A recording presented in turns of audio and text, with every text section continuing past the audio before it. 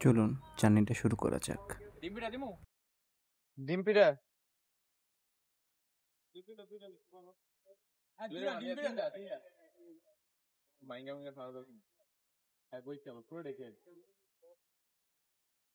ঘোড়াশাল পিঠা খাইতে গিয়ে পিঠা যখন উনি বানান শুরু করলেন, মনে হয়েছে যে লোকজনের ভিড় দেখে খুব ভালো পিঠা হইতে যাইতেছে, কিন্তু কিছুক্ষণ পরে টের পেলাম জিনিসটা।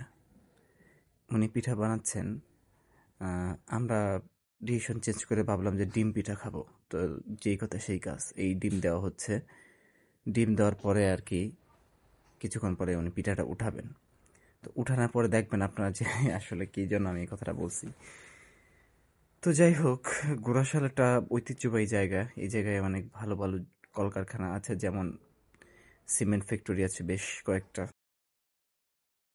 তাছাড়াও আছে ইপিজেড। তো এই দেখেন পিঠাটা পুড়ে গেছে, বুঝছেন?